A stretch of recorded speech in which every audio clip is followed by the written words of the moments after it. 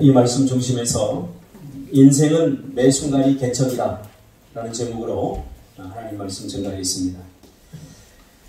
우리 교회에서 지난 1월 있었던 언약 신학 세미나를 위해 오셨던 이 김의현 총장님, 종신대전 총장이었던 김의현 총장님, 80을 바라보시는 그 노년의 교수님께서 이 낯선 땅 제주에서 고군분투하는 제자를 위로하기 위해서 애를 쓰시던 중에 저에게 카페에서 차를 마시면서 이런 말씀을 해주셨습니다. 박 목사, 인생은 단 한순간도 개척이 아닌 것이 없어. 나도 70세 이후의 삶을 단 한 번도 살아본 적이 없고 교단을 떠나 은퇴한 이후의 삶을 단 한 번도 연습해보거나 살아본 적이 없어. 그러면서 연구에 몰두하느라 자녀들과 그렇게 살갑게 보낸 적도 없는데 나이가 든 자녀들과 지금까지 한 번도 살아본 적이 없는 낯선 삶을 사는 것이 매일 새롭게 내 인생을 개척해 나가는 기분이야 라고 말씀하시며 저를 위로해 주셨습니다. 생각해보니 매일 같은 날들이 반복되는 별로 새로워질 것 없는 것 같은 하루를 보내고 있지만 사실 우리는 매일 새로운 지금까지 한 번도 살아본 적이 없는 시간과 공간 속에서 살아가고 있는 것입니다. 그러므로 인생은 매일이 개척인 것이죠. 애굽에서부터 종살이하던 이스라엘 백성들을 가슴에 품고 광야를 거쳐 이제 가나안 땅을 눈앞에 두고 모세가 죽게 되자 그의 뒤를 이어서 여호수아가 이스라엘 공동체의 리더십이 됩니다. 이때 여호수아에게 있어서 가장 큰 문제는 무엇이었을까요? 바로 두려움이었습니다. 우리 눈에 보이는 것이 사실은 굉장히 우리를 힘들게 하지만 그 눈에 보이는 것들을 통해서 무너지는 부분은 우리 마음입니다. 마음. 그 이스라엘 백성들 짐이죠. 짐처럼 느껴졌을 거예요. 그 앞에 놓여진 그 가나안이라는 땅, 축복의 땅이라고 하지만 짐처럼 느껴졌을 거예요. 그런 것들이 한꺼번에 오면서 아마 두려움이 가슴 안에 엄습했을 것입니다. 모세와 함께 팀을 이루어 그의 스텝이 되어서 이스라엘 백성들을 이끌면서 여호수아는 백성들의 완악함과 완고함을 보았고 결코 이 백성들을 이끈다는 것이 녹록지 않은 과정이었음을 그는 매일매일 경험했던 것이죠. 사실 아무것도 모를 땐 겁도 안 나고 용감한데 어느 정도 알고 나면 자신감을 상실하는 것이 정상입니다. 아마 애 안 낳은 사람들은 애 낳은 고통을 모르기 때문에 지금 애를 갖는 거죠. 애를 한번 낳고 나면 그 고통 때문에 다시는 안 난다고 해요. 우리 조카가 며칠 전에 애를 낳았어요. 그래서 아유 지은아 수고했다. 이제 둘째 낳아야 되니까 삼촌 나 하나로 끝낼래. 하나로 끝낼래. 모르니까 하는 거죠. 모르니까. 알고 나면 사실 두려움이 더 큰 법입니다. 그리고 무엇보다 가장 큰 두려움은 단 한 번도 이런 상황을 맞아본 적이 없었다는 것입니다. 한 번도 경험해보지 못했던 삶을 새롭게 개척해 내야 하는 것이죠. 사실 모세는 어떤 면에서 이스라엘 백성들을 이끌기가 굉장히 쉬웠어요. 여호수아보다. 왜냐하면 광야라고 하는 것이 통제할 수 있는 것이 명확하고 분명하거든요. 광야는 바운데리가 분명한 공간과 통제 가능한 범주 안에 다 있었거든요. 이스라엘 백성들. 그래서 늘 이스라엘 백성들의 요구가 바로 먹고 마시는 것, 안전. 이 정도가 전부예요. 배고파요. 애굽에서는 많이 먹었는데 왜 우리는 못 먹죠? 먹을 거 주세요. 목말라요. 애굽에서는 물을 마셨었는데 참외도 있었는데 늘 이런 아주 기본적인 욕구만 해결해 주면 큰 불평이 없었어요. 이스라엘에서 광야에서. 근데 가나안은 어떤 땅입니까? 이제 모든 것이 다 갖추어져 있는 땅입니다. 굳이 농사를 짓지 않더라도 사 먹을 수 있고 모든 것이 다 갖추어져 있는 그런 땅입니다. 간절하고 절박하게 광야에서처럼 하나님을 의지하지 않더라도 이미 모든 것이 다 세팅되어 있는 그러한 땅이죠. 먹고 싶으면 광야에서처럼 하나님 앞에 기도하지 않더라도 돈을 주면 얼마든지 먹을 거 사 먹을 수 있는 그런 모든 인프라가 다 갖추어져 있는 땅이었죠. 사실 삶의 바운더리뿐만 아니라 공간을 비롯해 신앙의 바운더리도 이제는 엄청나게 확장되어서 이 광야에서는 하나님 한 분밖에 안 보였지만 가나안 땅에는 수많은 신들이 눈에 보이는, 그리고 유혹하는 그런 땅이었죠. 그런 사람들과 함께 살아야 되는 공간인 거죠. 그러므로 모세처럼 즉시 영적 영향력이 발휘되지 않는 자유가 있었던 그런 땅입니다. 무엇보다도 광야에서는 공동체 중심이었는데 이 가나안 땅에서는 개인주의적 성향이 강할 수밖에 없는 그러한 땅이었던 것이죠. 이 가나안 개척을 앞두고 있는 여호수아, 그런 자신의 사명 앞에서 기대보다는 두려움에 사로잡히는 것이 어쩌면 당연한 일일 것입니다. 두려움이 왜 생기죠? 두려움은 미래에 일어날 일들에 대해서 내가 그것에 대처할 능력이 없다고 생각할 때 생기는 것이 두려움입니다. 왜 코로나 바이러스 때문에 두려워하죠? 약이 없어요. 이게 뭐 약 하나만 있으면 뭐 먹고 끝나니까 두려워할 일이 없어요. 근데 이게 뭐 감기거든요, 사실 코로나 바이러스가. 그래서 여러분 너무 걱정하지 마세요. 폐렴치료 잘하면 다 나을 수 있어요. 그런데도 약이 없기 때문에, 대처할 능력이 없기 때문에 생기는 것이 바로 두려움이죠. 그리고 우리 인간은 이 두려움을 스스로 극복할 수 있는 능력이 없다는 사실입니다. 그래서 두려워도 하는 것을 용기라고 하죠. 용기는 두렵지 않기 때문에 하는 게 아니라 두려워도 하는 것이 바로 용기인 것이죠. 이때 하나님께서 여호수아의 마음을 알고 제일 먼저 입을 떼면서 한 말이 바로 오늘 본 여호수아 1장 9절 말씀입니다. 강하고 담대하라. 두려워하지 말고 놀라지 말라. 뭐 중요한 단어들이 강하라, 담대하라, 두려워하지 말라, 놀라지 말라. 뭐 이 말을 단어적으로 푼다는 것은 의미가 좀 축소되는 것 같아요. 그래서 정서적으로, 상황적으로 이 말, 이게 도대체 무슨 말이지? 여호수아야, 강해, 담대해, 두려워하지 마라, 놀라지 말라. 강하라, 이 말은 흔들리지 말라는 말이고, 담대하라, 뭐 이렇게 푸는 것은 의미가 없는 것 같아요, 단어적으로. 정서적으로 풀면 이런 말이 한마디. 저는 이 말이 너무 은혜가 돼요. 여호수아야, 괜찮아. 괜찮다니까? 이 말이에요. 지금 여호수아가 얼마나 쫄고 있을까요? 얼마나 두려움에 마음이 부담스러울 거야. 과거에는 모세가 시키는 것만 하면 됐어요. 어떻게 할까요? 여러분, 시키는 것만 하는 거 얼마나 행복한지 몰라요. 저도 부교육제 때는 시키는 것만 했어요. 얼마나 편한지 몰라요. 그래, 시키는 것만 하니까. 근데 목회를 딱 시작하고 나니까 시키는 사람이 없어요. 내가 모든 것을 다 알아서 해야 돼요. 그리고 그 책임도 내가 져야 돼요. 참 이 무게가 얼마나 큰지 몰라요. 그런 여호수아에게 하나님께서 괜찮아 여호수아, 괜찮다니까 라고 말하는 거지. 우리가 가장 듣고 싶은 말, 제가 살아가면서 가장 듣고 싶었던 말이 바로 괜찮아입니다. 그래서 제가 가장 많이 쓰는 말도 괜찮아입니다.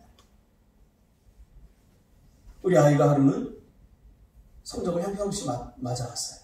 창피하니까 못 꺼내네요. 그래서 제가 괜찮아 했어요. 왜? 엄마한테 꺼내놓으면 잔소리 나오기 분명하니까 그 다음부터는 이 아이가 나한테 갖고 와요. 괜찮아. 괜찮아. 다음에 잘 보면 되지. 괜찮아. 사실 이 말 우리 모두가 듣고 싶은 거 아닙니까? 그래서 저는 부부로서 살아가면서, 가정에서 살아가면서 제가 제일 많이 쓰는 말이 괜찮아요. 집사람이 낙심하고 좌절할 때, 내일 돈을 메꿔놔야 되는데 못 메꿔놓을 때 제가 그렇게 얘기해요. 집불도 없으면서, 뭐 나에게 돈도 없으면서, 갚을 능력도 안 되면서 저의 입에서 나도 모르게 여보 괜찮아. 하나님이 도와주실 거야. 괜찮아. 나중에 집사람은 그런 얘기를 해요. 그때 너무너무 힘들었는데 그 말 때문에 힘이 났다고. 할렐루야. 아멘. 여러분, 우리 옆에 사람에게 한번 부부며 손을 잡고 한번 해주세요. 손을 잡으세요. 괜찮아. 괜찮다니까. 괜찮아요, 정말. 괜찮아. 네가 지금 한 번도 경험해보지 못한 이 중요한 일, 가나안 개척을 앞에 두고 무엇부터 시작하고 어떻게 해야 될지 모르겠고 정말 잘 해낼 수 있을까 별의별 생각이 다 들어서 기대보다는 두려움이 크지만 그러나 괜찮아. 하나님께서 무작정 우리처럼 괜찮아라고 말한 것이 아니라 그 다음 때문에 괜찮다고 말하는 거예요. 왜냐하면 왜냐하면 내가 어디로 가든지 내가 너와 함께 할 것이기 때문에. 할렐루야. 이게 중요한 거예요. 우리 능력이 없잖아요. 사실 괜찮아 하는데 괜찮아 그러면서 내가 그 필요한 돈 한 1억을 꺼내주면 얼마나 좋겠어요. 그 다음부터 집사람이 나를 콕콕 신뢰할 거 아니에요. 그런데 나는 괜찮아 이 말밖에 못해. 근데 하나님은 뭐예요? 능력이 많으신 모든 걸 다 할 수 있고 무소부지하신 이 하나님께서 괜찮아 여호수아야. 왜냐하면 네가 어디를 가든지 내가 너와 항상 함께 할 것이기 때문이에요.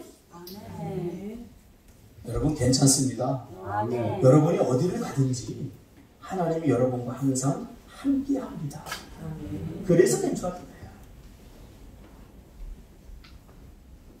마태복음 1장 23절에서 이것을 임마누엘이라고 표현했습니다. 하나님이 너희와 함께 하신다. 28장 20절에서는 세상 끝날까지 너희와 항상 함께. 하나님의 축복은 너무 대놓고 그러지만 조금 이따 끝날게. 참어? 하여튼 100번만 더 하면 끝날 거야. 구절을 하나님의 약속은, 축복은, 이거 봐, 말이 꼬이잖아. 하나님의 축복은 약속의 형태로 주어지기 때문에 하나님의 약속에 믿음으로 반응할 때 약속의 열매를 먹게 되죠. 지금 하나님께 약속해 주시는 거예요. 여호수아야, 괜찮아. 이 말을 믿어. 그리고 네 어떤 순간에도 믿음으로 반응해. 그러면 그 결과가 네 거야. 할렐루야. 아멘. 이거 우리 잘 못해요. 5절에 보니까 오늘 여호수아서 1장 5절에 보니까 너와 함께 하는데 어떻게 함께 하느냐. 내가 모세와 함께 한 것 같이 너와 함께 하겠다 라고 말씀해 주고 있는 거죠. 이런 말이죠. 너 내가 모세와 함께 하는 것 같이 광야에서 40년 동안 내가 모세와 어떻게 함께 하는지 너 분명히 봤지. 내가 그렇게 함께 해줄게. 수많은 죽음과 위험이 도사리는 그 생존의 갈림길에서 내가 모세를 어떻게 인도하고 도와주었는지 너 알잖아. 애굽을 떠나서 출애굽을 해서 앞에 홍해가 가로막히고 뒤에 바로의 군대가 따라올 때 정말 캄캄할 때 그때 내가 바닷길을 열어서 모세의 체면을 세워주고 모세를 이스라엘 백성들의 리더십으로서 인정해주고 너 봤어 못 봤어? 봤거든요. 그래서 내가 모세를 도와준 것 같이 너를 도와주겠다. 책임져 주겠다. 아멘. 이미 눈으로 보고 경험한 것을 근거로 들면서 이야기하고 있는 거죠. 그러니까 이미 눈으로 보고 경험한 것이 있으면 훨씬 신뢰가 빨라요. 우리도 개척 멤버들이 다 있는데 그 개척 때 힘들고 어려울 때 하나님이 어떻게 해서 고비고비 인생을 넘는지 우리 다 알잖아요. 알잖아요. 그렇게 하나님이 도와주실 거예요. 언제 어디서 무엇을 하든지 내가 책임져 준다니까. 여러분 이게 여호수아에게 얼마나 큰 힘이 되었을까요? 사실 우리가 듣고 싶은 거, 제가 듣고 싶은 거 바로 이 말이에요. 아무것도 준비되지 않고 미래는 보이지 않고 캄캄한데 하나님께서 우리에게 말씀하죠. 이노야 그래도 마음속에서 두렵죠. 괜찮다니까. 또 지금까지 인생을 어떻게 살았니? 인생의 고비고비마다 내가 너를 책임져 주지 않았냐. 그래 괜찮다니까.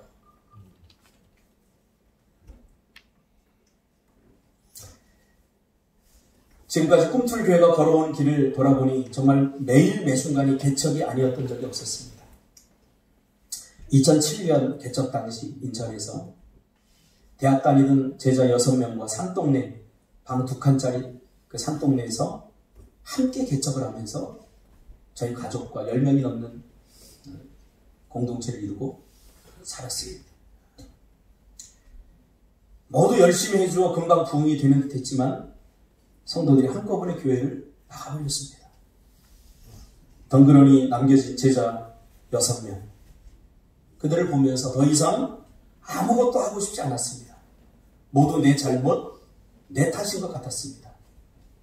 그때 하나님께서 친구 목사를 통해서 인도 선교를 갔으면 좋겠다는 마음을 주셨을 때 정말 하나님을 원망을 많이 했습니다.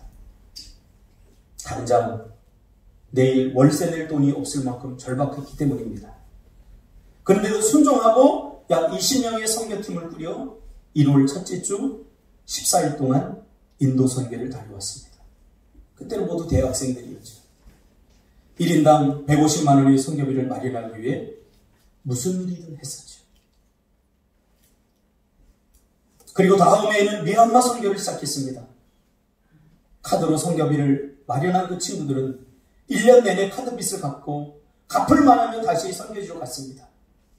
그래도 포기하지 않고 선교를 평생 했으면 좋겠다고 말하며 선교 갈 때 직장에 사표를 쓰는 그 청년들이 저는 부담스러웠습니다. 그래서 부담을 덜어주기 위해서 비즈니스 선교 차원에서 6개의 사업장을 열어 그들의 재정적인 부담을 덜어주려고 애썼습니다. 돌아보니 고비고비마다 내 인생에 내 사역에 개척이 아니었던 적이 단 한 번도 없었습니다. 이곳 제주까지 온 것도 역시 모두 한 번도 내 인생에 경험해 본 적이 없는 일이었습니다. 이곳 제주로 올 때의 상황도 쉽지 않았습니다. 굳이 오지 않아도 될 만큼 목회적으로 안정을 찾아갈 때였기 때문입니다.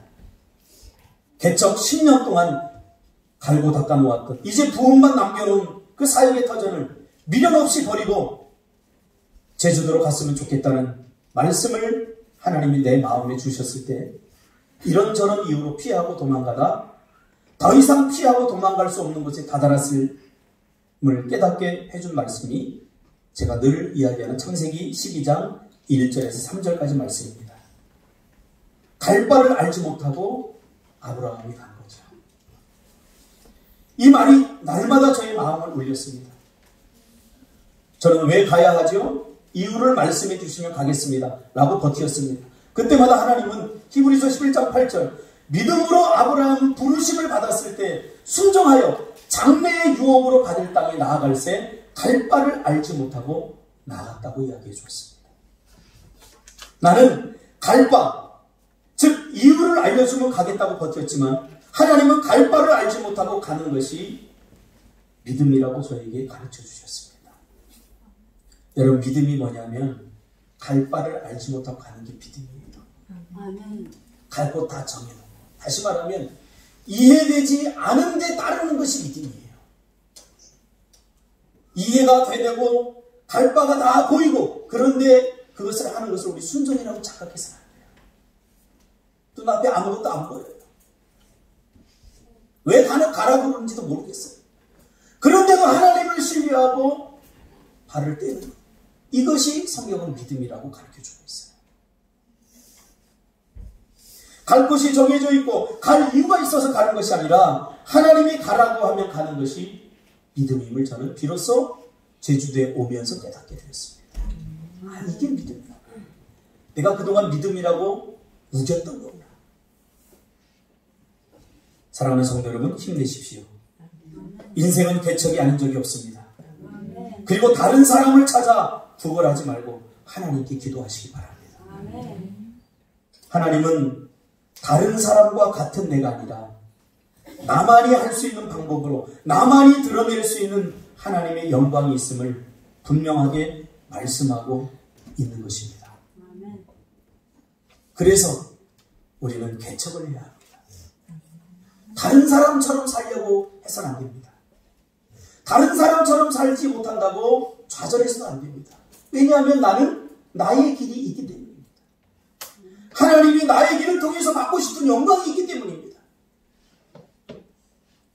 그리고 우리 꿈틀교회는, 그리고 우리 성도들은 지금 그 하나님과 동행하면서 거룩한 스토리를 쓰고 있지 않습니까? 다른 누구처럼이 아니라 하나님이 만드신 그 목적대로 사는 것이 중요하다는 것입니다. 자꾸 다른 사람이 되려고 하지 마십시오. 다른 사람의 인생을 카피하려고 하지 마십시오. 하나님은 여호수아에게 너의 삶을 살라 라고 말하는 거죠. 모세는 모세다운 삶이 있었고 그래서 모세다웠던 거고, 이제는 여호수아 너다운 삶을 살아라. 내가 도와줄게. 이곳 제주에 와서 2년을 지내는 동안 하나님은 이미 모든 것을 준비해 두시고 이곳으로 부르셨음을 날마다 지금 경험하고 있습니다.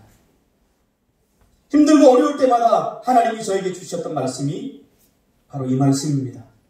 괜찮아, 형사가. 괜찮아. 아무 일도 일어나지 않아. 네가 염려하고 걱정하던 일, 그런 일 없을 거야. 그러니 강해져, 담대해져. 해야 할 것 미루고 망설이지 말고 머뭇거리지 말고 하란 말이야. 살다 보면 전혀 예상하지 못했던 놀라운 일, 두려운 일들이 얼마나 우리 삶의 주변에서 많이 일어납니까? 그런 것들을 통해서 사단이 우리를 위축시키지 않습니까? 지금 우리 청년들에게 사업 다시 할까 그러면 다들 지금이 좋습니다. 꼬박꼬박 월급 나오는 거, 이게 얼마나 우리를 행복하게 하는지 몰라요. 사업을 해보니까 알죠. 사업을 해보니까 알아요. 왜 그래요? 이미 우리가 위축되어 있는 거예요. 한번 해보니까 사업하면 돈 많이 벌고 돈 많이 벌어서 이거 마음껏 내가 성교하고 싶을 때 하고 돈도 많이 해서 귀한 마땅도 좀 도와주고 싶고 더 많은 사람들이 도와주고 싶고. 하나님은 그거 모를까요? 하나님은 다 아셔요. 그런데도 왜 우리의 사업을 그렇게 힘들게 해서 그 사업이 우리의 아픔이 되고 상처가 되게 하셨을까요? 과정이에요, 과정. 제가 그랬잖아요. 사업 시작할 때 뭐라고 그랬어요? 얘들아, 우리 이거 빨리 시작하고 빨리 망하자 그랬잖아요. 여러분, 망하지 않으려고 발부둥치다 보니까 상처가 된 거예요.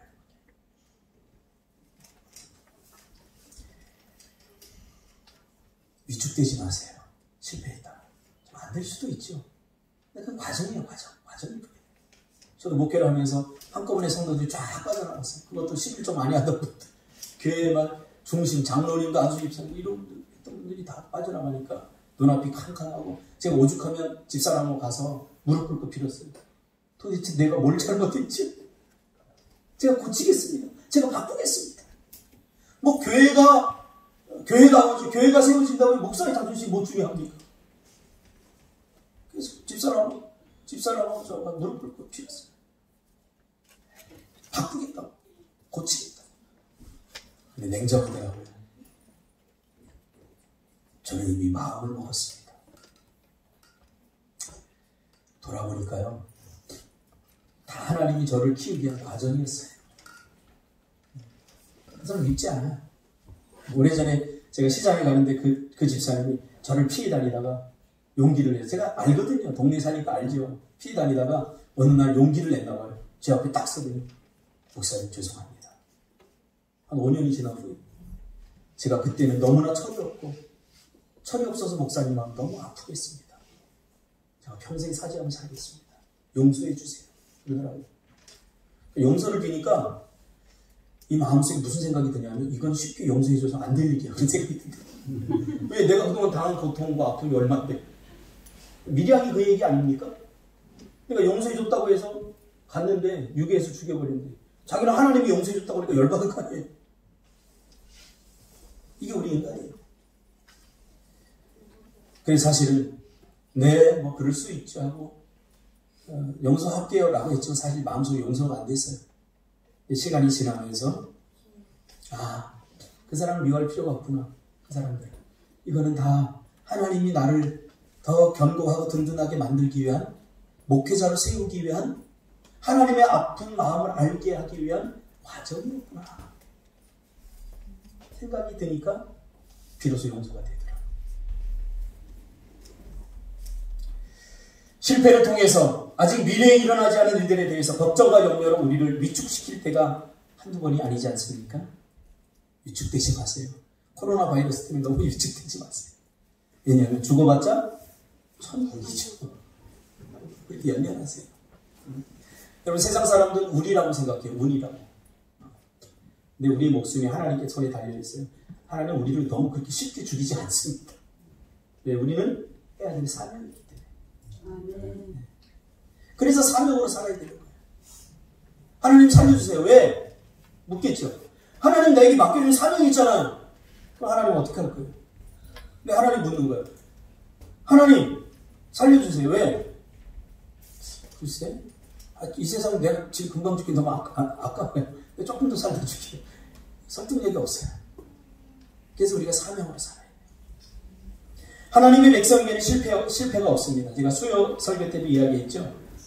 성공과 실패는 우리가 죽은 다음에, 그리고 하나님께서 판단하는 거예요. 성공과 실패. 우리 청년들 힘내시기 바랍니다. 우리가 6개 사업장을 내서 그 매일매일 정말 그 일에 매달려서, 우리 태안 집사 고생했지. 보람 집사하고 싸우다가 매일 싸우다가 둘이 정들어 버린 거야. 그래서 결혼한 거야. 소중한 거 얻었잖아. 과정이지. 쟤네들 때문에 교회 영감도 안 되더라고요. 교회 밑에서 장사를 하는데 매일 둘이 싸우는 거야. 칼 던지고 막 이렇게 던지고 막 이렇게 하면서 싸우니까 우리 꿈틀교회에서 하는 거 다 하는데 영광이 되겠어요? 근데 지나고 보니 그 모든 것에 우리를 더 성숙하게 하기 위한 하나님의 숨겨진 의도가 있었다는 사실. 그래서 성숙해졌어요. 지금 그때보다 훨씬 더 성숙했어요. 왜냐면 지금 집안일 태안 집사가 다 합니다. 그 싸움의 결과예요. 얼마나 잘하는지 어제도 집사람이 저한테 와가지고 태안 집사 얘기를 하는 거예요. 여보, 태안이가 얼마나 잘하는지 보람이 행복하겠어. 근데 보람이는 정작 행복하고 몰라요. 그렇게 다 해주면. 조금 밀당해. 왜냐면 인간의 본성이 뭐냐면 잘해주면 그걸 당연하다고 생각해요. 보람 집사 그런가? 아, 그래요. 훌륭하다. 제 제자인데 훌륭해요. 그렇습니다. 우리가 먹고 마시고 아내가 잘해주고 남편이 잘해주면 그거 당연하게 생각하지 마세요. 아까도 우리 상원 집사 편지 읽는데 제가 막 마음이 뭉클하다고. 왜? 그 마음이 느껴지니까. 마음이 느껴지니까. 마음이 뭉클한 거예요.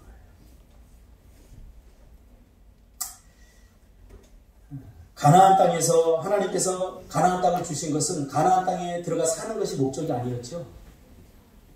다시 말하면 하나님께서 우리에게 물질의 복을 주시고 은혜를 주시는 것은 그 자체가 복이 아니에요.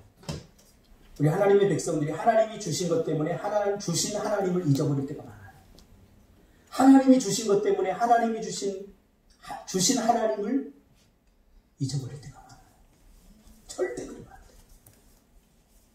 왜 하나님께서 가나안 땅을 주셨죠?